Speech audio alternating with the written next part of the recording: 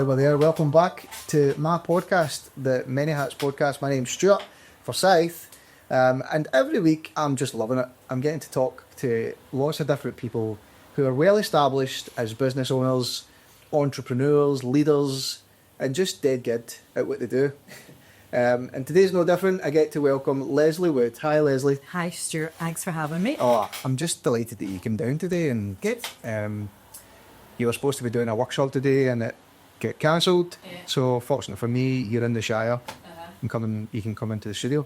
Good. No, I'm delighted. It's nice to get out of Glasgow sometimes, and as you know, I do quite a bit of work in Ayrshire, so I thought I'm still just going to come Good out for you. the road. I mean, Even though that storm, is it Ewan or something it's called? I don't know. I don't name. I've lost track. I don't know the name either. But as you know, though, it makes good content, so I might head to the beach after this. Oh, no, really? I know. Like a, Absolutely. the Pearsland are one of your clients, aren't they? The Pearsland Hotel Training. And soon, and You've got some good content there. yeah, no, they're good. They're easy because they have a good product, and people love it, and they've got a good brand, so it's a good one. Yeah. It's good. Lesley, we met through Business Gateway, That's right. through Claire. Mm-hmm. Yeah. And I thought I'd want to watch.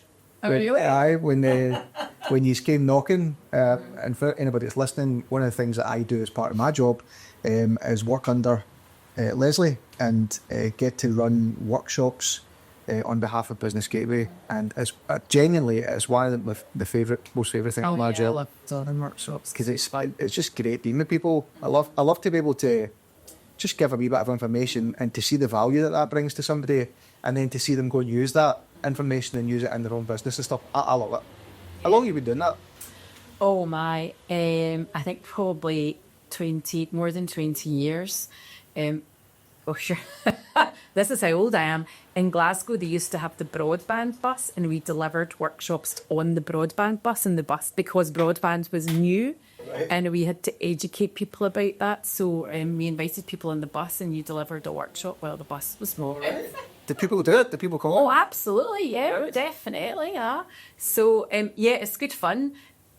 Particularly as we moved into digital, and people think that that's a kind of mystery, and they think it's something they can't do. And I think that's great about the type of workshop that you delivered. And that was my attraction when Claire talked about the types of things that you did to demystify things. And that's what I love about being in a workshop, when people just think it's a complete mystery, it sounds technical and I can't do it.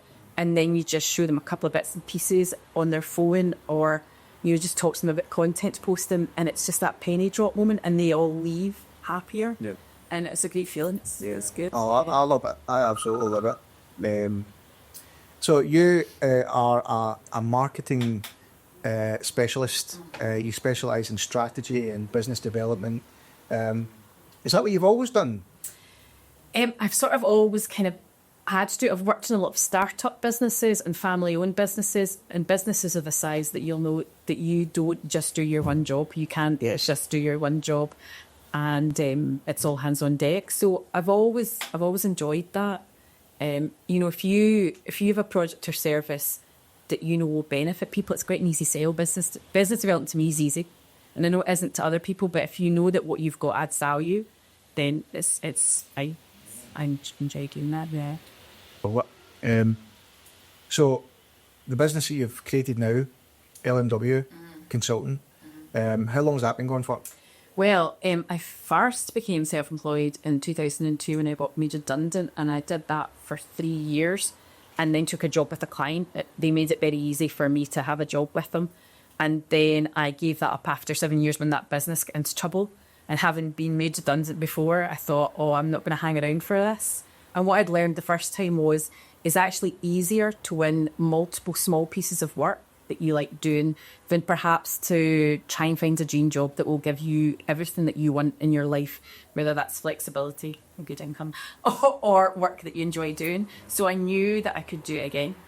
And it took me out of that constant worry, you know, when you're in a job and you can see that maybe the business is not doing that well. And I just thought, I don't really want to live that again. I'll just go back to what I learned to do before. And I had a really good network, and I knew I could do it. So I just very forced. But then, been employed, I've been employed most of my adult life. I only started my business 4 years ago. But being employed, there's almost a safety in that as well, though. So to jump into being self-employed, like, did you have any fears or anxiety about jumping into that? And I think the opposite of you. I think sometimes being employed is quite precarious. right, And often in businesses I've been employed in, I've been quite close to, what's the cash flow, how much are we invoicing this month, involved in the management team. And when you don't own it, you're not in charge of all those decisions. And if you don't like the decisions that are being made, then, and you think it's the wrong decision, perhaps, then you worry about that. Whereas I make the decisions and I know what the demand is for the type of service that I offer. And I know that people can sometimes afford just to buy 2 days of my time or 30 days of my time. And for me, that's a reasonably easy sell as long as you deliver. And it feels safer and more secure to me. well, that's interesting. Just the juxtaposition of Yeah. of outlook on employment and self-employment. Because I think, ironically, when I went into being self-employed, I kind of had a bit of a safety net, in that I was furloughed Right. during that period that shall not be named because the algorithms will shut this podcast out. But I kind of had a wee bit of that safety net there to then jump into, I can turn this into a job. But 4 years down the line now, I'm very aware that this is my responsibility, but like you're saying, if you've got a product that sells, then, I mean, at Limelight, we don't have any paid ads. We don't have any sponsored ads or stuff out there. Occasionally posting on socials, which is a crap strategy because we're doing everybody else's socials. But the work just kind of seems to come in because I think, the guys that are here as well are very good at what they do. And they deliver. And I think that's a key part of it. But I definitely get the anxiety sometimes going, flip, this is my responsibility, Oh, yeah. No, I get that. And the period that shall not be named, that was quite scary because everything slowed down for me much quicker than it did for other people because as you did, I do a lot of in-person events and workshops. And quite early on, I think it was like the first week in March, I was going to do a women's networking event in Glasgow on a Saturday morning. And they phoned me and said, don't come, there's this crisis coming. Yeah. I was like, what are you talking about? And my husband worked at the BBC. They were pretty, stringent about it a bit earlier than when the government announced it. But even before that happened to him, I was having work cancelled left, right and centre, and that really freaked me out. Yeah. But it all turned around. I've been doing this long enough. This is my 13th year and my second stint that I suppose I've learned a lot. It always comes back. And if you're that type of person, which I think you are, because you're creative and you're resourceful, you will find other opportunities. And you just actually have to believe that about yourself. You're 4 years down the line. You've proved it already. It's a proven process and prototype. You can repeat this. But you as well, you're very much a relational person as well, because I can see that at the times that we've worked together, you're very good at, talking with your clients and reassuring them, but you do it in a way, this is what I like working with Lesley, is that you do it in a way to go, I'm all better than you right now. Oh, no. No, but and not in an arrogant way, but you do it in a way it's like, I know what you need, and you need to listen to me, and you make it work, and I think it's great. I just love it. Well, I think the last set of videos that we made in Glasgow in the Collaborate office worked really well because, as some of the people there were hesitant. And I think you and I almost had this kind of wee wink and nod. It was like, we'll just say we're setting up and we'll rehearse questions. And I was saying to them, don't look at the camera, let's just have a chat. And actually, we'd already done 2 takes before. You remember they sort of said, is that it? Yeah, I was like, well, actually, we've made loads of content already. Yeah. And I like the ability to give other people confidence that they can do things they think that they can't do, and they can achieve things they think they can't achieve. Because, as put everything aside, it is lonely running a business, and it is overwhelming. And I have a lot of clients. You and I are small, and I have subcontractors, but I have bigger clients who have a payroll to look after every month. I have bigger clients who at times haven't taken salaries for months, and I don't enjoy that situation for them, but I like being able to support them and get them through it and give them confidence. And you see that in people. Like, I think I'm quite good at reading people when they're floundering a bit. That is part of my job, to bring them back and sort of say, like, you've come this far. This is a blip. We'll get through it. Trust me. I know what, I know what needs to be done, and let's keep going in this direction. So good. I think it works. What does a typical week or month look like for you? Oh, do you know what? It varies greatly. So I used to travel a lot. I live in Glasgow, and I literally never worked in Glasgow. Years, so if we went back 6 or 8 years, I left quite often on a Sunday night, and I went to Aberdeenshire or down to the borders and worked for a couple of days. I had lots of clients at either end of the country, and then I might, work in Dunfermline for a day. I was never at home. Did quite a lot of work in Ayrshire as well. But, now I do a lot of stuff online, but still I like to see clients. So I have a lovely client just now in Castle Douglas, and I'll go and see them in a couple of weeks' time. I do a little bit of work with Glasgow Caledonian University, which I absolutely love, and that's generally in person as well. So it's really different week to week. This, coming back into the new year, it's been mostly at home and desk-based. But it's all starting to pick up again. Right. So yeah, I mean, I can be in the centre of Glasgow, I can be online, I can be in Dundee. I do a lot of work with agri-tourism, so that is all over. Yeah. There's so much diversity in what you do, and different types of clients, and similar to the work that I do as well. Like, it's almost as if there's no 2 days the same. But like, I don't want you to name names, but what's your type though? What's the stuff that just gets you? You're just dying to sink your teeth into these types of projects. Do you know, it's funny because at the start, the kind of client that I would mention now is the kind of client that used to make me really scared. I used to do a lot of work through Scottish Enterprise, and I had a really good network there. So account managers, they would say, I've got a great business, so you could go and help. And they would describe these dreadful problems they had. And I used to think, why have they feed me? This is, oh my God. And I would feel obliged to take it because I knew the person who'd given me the client. Yeah. And it always worked out. And now I love those type of clients where, unfortunately for them, they feel quite overwhelmed and they think they've got an unsolvable problem. And I'm like, right, I've been doing this for years. So I love that. I love where it to them seems that they'll not be able to achieve their goal, and I absolutely know that they can. And I love taking them through that process and getting everybody back on track. I honestly believe there is a solution to every problem.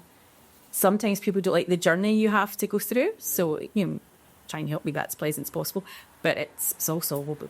So I like a good challenge. Yeah. Robert, who works with me, he kind of coined the phrase for us, but he says, never problems, only solutions. Oh, absolutely. And I loved that. I was like, get that on the website. That's a great mantra. If people didn't have problems, you and I wouldn't have any work. Yeah. And the opportunity stuff, great. When people come along and think, oh, I can grow a business, I get this opportunity. But they tend more to come with problems and a crisis, and things are not good for them. And it's your job to solve that. Yeah, absolutely. Yeah. And like you're saying, there's a satisfaction in that as well when you do help them and you see it come into fruition where, oh, actually this is working and we're seeing the benefit from it. I have a lovely client in Glasgow that will quite often say, Lesley's here. And I'm like, oh, thanks for you really good. Like, it's fine, Lesley's here. I'm like, oh, good. Do you ever get the opposite? Lesley's here. Yeah, I get that from usually junior members of staff where the owners brought me, and I've had that quite a lot. Right. God, it's hard. That as well. One of our clients, I'll not name names again, but yeah, when we come in to do content and stuff like that, it's like, oh no, it's because they know the cameras coming out or whatever else, so they know that, oh no, I don't want to be a part of this. But they see the benefit in it, but because we're creating content for them, and ultimately it's going on socials, it's creating awareness, and I mean, I'm telling you anything you don't already know, but they don't know that, so it's like, people buy from people, so you want these people to be in front of the camera a wee bit more to show, who you are, what's your personality like, what's it like to come into the store, what are people going to experience when they meet you for the first time, and it's like to convey that on camera sometimes can be quite difficult, I've had that with a client, but where they all started to get used to it and other members of staff were saying, you hadn't asked me. All right. And I was like, oh, that's actually quite good, I like that now. Yeah. Didn't you ask me next? You're next. Yeah, absolutely. With the diversity of clients that you have, and the fact that no 2 days are the same, what would you say are the biggest challenges that come with that? Because I don't imagine it'll be a one size fits all in your line of work where you come in, like you will have things that you will do, but you're going to have to adapt, I'm sure. So what are some of the biggest challenges that come with that? Well, if all the clients think that they're completely different, don't they? They think that they're unique. So I've done a lot of work with tourism over the years, and some people say, well, but you're not tourism, so you understand us. But I understand business and understand people. So sometimes that's a bit of a challenge if you try to convince people that, yeah, I completely understand what your problem is. You know, you're either selling services or products and you're trying to find the right customers. So there's a lot of commonality regardless of what sector you work in. So that could be quite challenging. And, you know, when they all come at one time, and everybody, because as you know, you have to have more clients than will fill a week because they stop and start all the time, and you get a bit of burnout. And that took me a long time to really figure that out, because what you and I do, there's a lot of creativity involved, and you can't just churn that out the way you do bookkeeping, you know, and just like, you know, filling in numbers. Yeah. You actually have to take downtime. And I was given some feedback this week on some website designs, like, because it came in and it was about 5:30. I was like, oh, and I was absolutely in amongst it. And I thought, you know what, I'm just going to leave that, because I don't really know. There was something not right about the designs, and the mute just wasn't hitting the mark. I thought I need to walk away from that and maybe leave it a day, and then back and had a different perspective on it. But it took me a while to learn that. Right. That, you know, if I don't give myself some time and headspace, then I can't deliver best service, which sometimes means you're going back to people a day longer or a week longer than you wanted to, which kind of flew in the face of my customer service sort of. So that's been quite challenging. Yeah. We were talking off camera about some of the challenges that come in life as well. Like, how does your work impact your life? You know, when you're saying about taking that time out to be the best you can be to your clients, do you kind of see that as the same thing in terms of your own health, your own well-being, your family's well-being, etc.? Yeah, that's quite difficult. I think there's a lot of people that I've certainly worked with people, because I'm a female who's self-employed, have assumed that it's going to be part-time thing. And it's just she's just like doing that part-time. And that's not the case. And when I look at family life, because my husband's in an employed situation and gets the same amount of money every month, when it comes to things like, you know, taking the kids to orthodontist or whatever it is, you know, hearing tests and things like that, it's easier for him to do it than it is for me, because I sell my time. So, you know, but like a business gateway workshop, you cannot not turn up to that. There are 20 people booked, and you can't go, oh, do you know what, it's the kids' Christmas play. You know, you can't, it's not that flexible. I don't think it's as flexible as a lot of people think. Yeah. So that can be quite challenging. And, you know, so I changed, so my plans changed. The weekend I had to work on Sunday because somebody needed some content pulled together for a business development opportunity. There had been a deadline for it, and the client ran late, and I just did it and just go on with it. So it changes family plans, and you just kind of zip up, I think. So, yeah, I'm still trying to figure it out, you know, and my kids are still really young as well. So 12 and 9 is still pretty young, and there's times where they're saying, you know, can we do this or can we go on? And I'm like, no, Gary, I need to work. And I feel like I say that to them all the time. No, Dad's working today, and I feel like they're still quite young where they don't fully get it. Like, they know I need to work, but they don't fully get why I need to work. And I'm like, you want Robux or V-Bucks or your Fortnite or whatever else? Right. Like, that doesn't just happen, you know. So like, I need to work for that, and they're kind of slowly understanding that now. Tax plan's coming knocking next week, so I had to explain to them about that as well. I was like, boys, see, for the next 3 weeks, you're getting none. I know, that's a hard one as well, isn't it? Yeah. That's the bit that I don't like. So I operate as a limited company. So I've got corporation tax and self-assessment twice a year.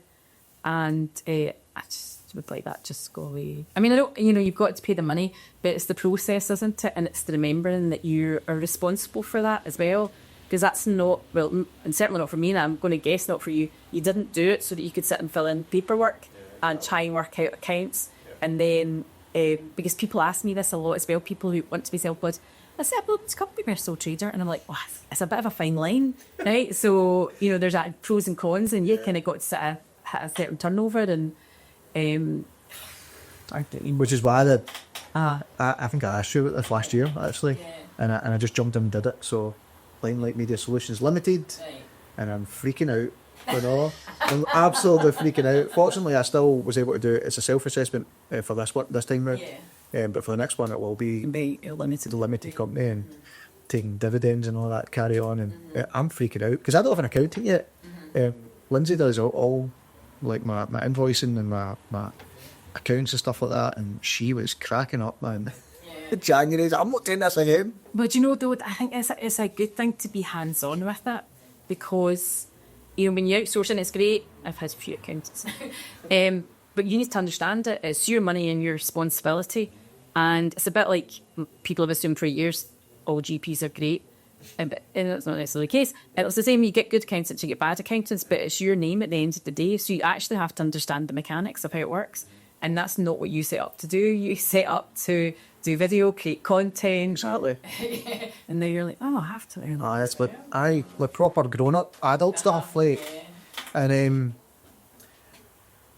I crack up because I'm looking at all these wee TikTokers, you know, and Instagram influencers, and I think they're making a fortune here, and I'm out here busting my gut to create video and stuff like that, but I'm having to do the actual adult side of things as well, like accounts and invoicing, and I hate that side of the business. I genuinely hate it. I hate even the invoicing part. I hate just sending them out. I'm just like, I just want to do what I enjoy doing. Yeah, he says better. I was 6 weeks late invoicing someone. I was thinking, I am not a millionaire. I know. 6 weeks. I kind of yell at myself. So, but the point I was going to go into there was, as I said, you've been doing this 30 years. You've written in your LinkedIn, so I'm not just blocking that number. No, that's true. What is it about you and your role that you stay relevant in your field? Because marketing's a tough gig, and from my experience as well, people think, oh, sorry, if you get a website, a Facebook page, you're good, you know. But it's certainly not the case. So what is it? What's the secret sauce where, you know, you stay relevant in doing this type of role? It's actually other people. So clients push you because they bring new problems and new challenges. And then you realise, oh, the formula I used for the last client probably won't work. So you have to learn all the time. And I quite like that, actually. There's days where I don't like it, but overall I do like it. And then, you know, Claire, that we work with at the Business Game, shows that every 3 months, those workshops are quite good, but I'd like something new. Yeah. And you're like, okay, leave it with me. So it's the clients and it's the other people. And actually one of the great things as well with working at Glasgow Caledonian University is the students are so much younger. So they come with a fresh perspective. And what I've really enjoyed is, you know, sometimes we'll give them tasks away. So I'm really interested in, you know, what makes people react? What makes somebody stop spooling? Where do you get an emotional response? So quite often in seminars that I've run, you know, weekly, I'll say, you need to bring me a new piece of content. What did you see? And they bring me content from different mediums that I'm not on a regular basis that I had no idea existed, because they're being fed different content from me. So they educate me, and that keeps me fresh and young. And I love that. Yeah. So it's other people. Yeah. No, I would agree with that myself. I've got Cameron in there as well, and he's brilliant. No, young boy, 20, 21. Again, makes me, I'm 30. I'm 39 this year. That's pretty scary.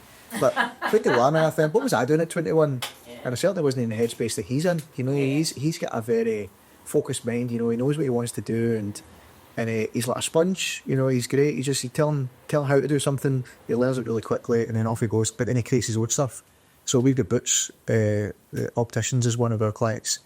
And I thought, this is going to be a big gig, you know, we need to get this right. But he took that on, and he's taken the responsibility. So he's been creating content, he's been liaising with the client, and he's done great. That's what been the past 10 months that he's been doing it. But he's coming up with ideas, you know, and so much so, he went out and bought himself a camera, you know. And the gear's here, you know. I was like, well, use a camera. He wanted his own, so he's been learning how to use the camera properly, and his stuff is incredible. And it's funny enough, he's the brother of one of my other clients. Oh, right. And he's been working with him as well. And it's funny because he's been taking on a lot of the responsibility there. And I'm like, flip, how am I going to be relevant now to this client and, you know, and offer something when Cammie's getting just as good, if not better? And what you brought him, and that's what I like about working with you. So very early on in being self-employed, I realised that when you do something good for a client and they're satisfied, they think that you know everything. So people would come and say to me, oh, we've got another problem, Lesley. And I'd be like, oh, I can't actually follow. I can't do that. So, you know, I've got yourself and I've got great people like Brian Tate and Brian Kelly and the web stuff that serves me well to have a network like all of you that I can bring in. And I think that still makes me relevant. So the client will come back and ask me again. And sometimes it is another thing I can solve. But, and I love doing that. I don't attempt to do everything myself because I don't think that's credible. I don't think it's believable and it wouldn't be good. So I think that's what keeps you relevant, that you knew the solution and you brought him in. Yeah. And it was a big learning curve because what you just said there, I was trying to be everything to everybody. You know, it was a fake it till you make it scenario for me. You know, we are Limelight, and it's like, well, it's actually me in my garage. In the beginning stages, it genuinely was. Now, fortunately, it is. There's 4 of us, but that was a huge learning curve for me to rely on other people, and I think it was because, if I'm being really honest, it was this pursuit of perfectionism. You know, of this is the standard, you know, and nobody can do it to that standard, so I'm just going to do it. And the reality is that, like, Cammy's a great example because he's now on board, but he's actually doing stuff better than I'm doing it. And it's like, but he's still a representation of Limelight. Yeah. You know? Yeah, absolutely. And people are looking at Limelight based on his work and go, that's really good. So, and Robert's another one that he's just, when it comes to website stuff, he's a guru. When it comes to, I just make it look good, but he makes it work well, which is half the battle. But again, because of his development, the work that he's doing, he makes Limelight just look incredible. Absolutely. But it's funny you said about how do you be relevant. So we had a funny situation with the Puresland because we were promoting weddings, and I'd sit down one day with a couple of the folk that I was working with and say, we're all over 50 and, you know, some of us are on our second marriage. We don't know what it looks like to get married. Like, so we're trying to sell something that we don't really know what it looks like to do. So we had to take a bit of a step back and say, you know, what we're selling is not what people who are in their 20s and 30s want to buy. So that's interesting. Yeah, absolutely. Like, we can't relate to them, you know, because when I got married, there was no social media. And now weddings, because you do weddings as well, right? It's all about the social media. It's all about those Instagrammable moments. Oh, honestly. So I couldn't believe we did a wedding, middle of last year, I think it was. And of course, we're employed as photographers and videographers. And then there was a content creator that was there. Yeah. And she's butting in and with a wee iPhone, and it's like, can I just get this? And I'm like, we're the photographers here, get rid of the way. But it's a stark reality that actually, like I say, in those Instagrammable moments where people want short form content for their weddings so that they can post it over. Because the thing about videographers and photographers, you're waiting 6 weeks plus, you know, to get your polished video or photos back. But these content creators, and fair dues to them because they're out there, you know, and grafting and make a living of it. You know, they're instant, they can get that stuff out there instant. But in the wedding, I was like, what is going on here? Looking around going, is this person for real? That job didn't exist when you and I were like you knew whatever. Do you know what's amazing? It's funny, I was talking about that into somebody as well. And it's because I was going to ask you about AI actually in our line of work, because for now, well, for me anyway, I'm kind of leaning a wee bit more on AI for some stuff. And I was thinking to myself, AI, like, never existed, you know, when we were young, and now it's coming in. But I wonder what it's going to look like in 10, 15, 20 years' time as well. I'm thinking that my kids in jobs that probably don't exist right now, but will do in 15, 20 years' time, that might involve AI or whatever. It's quite a scary thought, but do you use AI? Does it ever come into it? Yes, the ChatGPT is my favourite assistant. I'll guess every single day, but it is an assistant. And I don't always like what it gives me back. It's been quite good for interrogating documents. I quite like that. You know, uploading documents and asking for analysis and feedback. Copywriting is okay for things like that. It's not brilliant because it's not always the tone of voice of that particular client, and it does, you know, it learns and it gets best at something, but I find a bit too cheesy for the west coast of Scotland. And I've had people that I've worked with doing video do AI voiceover, and so far, and possibly because I'm not spending enough money on it, it just doesn't really have the right emotional tone or passion. So I've canned that for a bit. Right, okay. Yeah, it's really interesting, and I think it's about how we harness it, isn't it? And also, it's about the same. So my poor children, when they turned 13, I made them watch The Social Dilemma. So I said, On Netflix? yes. So good. So I was saying, I said, this is the legal age. You can now use social media. They weren't allowed it. I'm very strict mum. I said, and now you have to watch this in small digestible chunks because you can't watch an hour's worth of TV. And then I made them watch The Great Hack as well about Facebook and Cambridge Analytica. So, but once you watch that, then I'll switch that on and you can have it. Because somebody said to me once, it was at the University of West Scotland, that there's a great lecturer there called Matt Frew, who was brilliant. We are unconsciously accepting and absorbing all of this technology. So we need to be more conscious, but it's great. And AI is great, but we need to harness it and we need to be in charge of it. And so we can't really complain because a lot of us not really paid a lot of attention to digital and data into our life. So I feel quite strongly about it. But I think it's great, but we need to manage it. Yeah, I'm very similar, and I can see some of the benefits that's come out of it. But you're right, it's a tool, it's an assistant that needs to enhance what it is that we're doing. And I've found multiple AI tools that have kind of enhanced what it is that I'm doing and make the business look better. But a long way to go. The business is you. People buy you. Exactly. The business is that you align it and that they buy us, don't they? Yes, you're right. It's all very well having a really polished website and great copy, and AI generated images and all that kind of stuff. But people buy from people, and when you've got a personality that you can talk to people and with clients, and like what you do really well, in terms of reassuring clients that that you know how to do this job and do it well. And I think that's the USP of what we do. Great. To kind of finish up, I've kind of got two questions. What does the future look like with you and your line of work? And what kind of advice would you give to people that are... Because we started off this podcast episode talking about the benefits of jumping in and being self-employed. And so what does the future look like? And what would your advice be for people that are thinking about this, not necessarily marketing or whatever, but becoming self-employed even? Well, the future, and I think it's my present and future, you'll be similar to me. We've had lots of clients through different funded frameworks where you work with someone for 2 days, which is great. It's also really not enough to, and you'll have an impact. So I've started to prefer to bless clients for longer engagements and not chase work so much, which sounds a bit strange.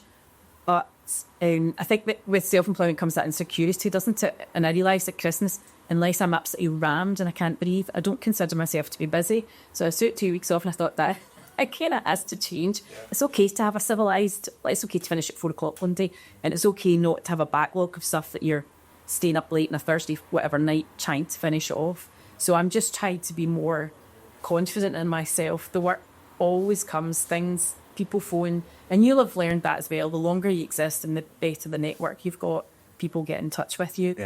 Yeah. My advice to people to be you kind of have to have a certain personality and an attitude to do it. You really need to look after your customers. I have family members who will say, I just would have done that for that customer. And then I will say, I just wouldn't have had a business then. Yeah. Because there may be more structured jobs that, they can walk away from and it finishes very routine, like 5 o'clock a day or whatever it is.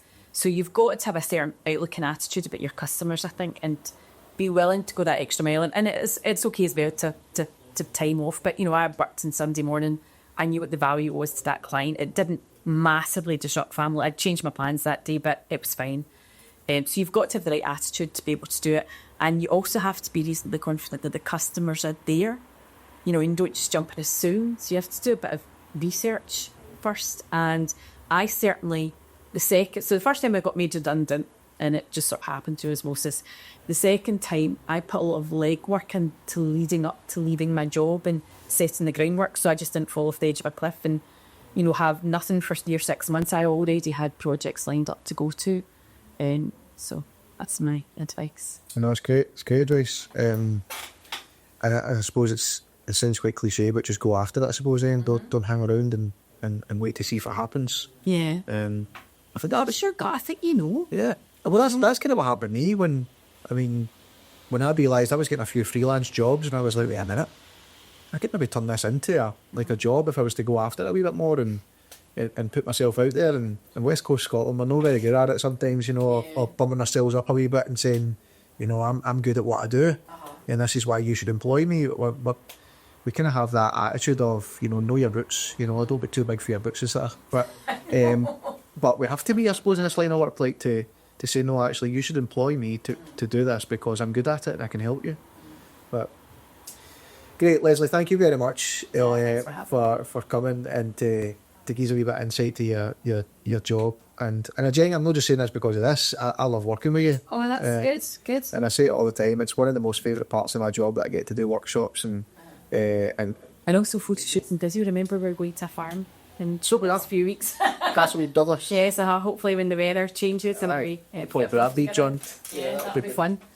Some drone stuff as well. Oh yeah, I love doing the drone stuff at Pearsland. That was great. that was good. That was very good footage. I was really happy with that. You really captured it really well. It's really easy to photograph that place because it's stunning. So It is, isn't it? so yeah, thank you very much. Good, you're welcome. So yeah, if you are watching or listening to this podcast, I would love it if you would hit that subscribe button. I sound like a wee mad YouTuber, but genuinely, if you don't press the subscribe button, and I've checked the analytics, is that over 80% of people that are listening to this just now are not subscribed. So if you subscribe, then more people will get to see it. All the algorithms will push it out to more people. So go hit that button just now. I'll give you 2 seconds to do it. Go. And we'll see you in the next episode. Thank you very much. See ya.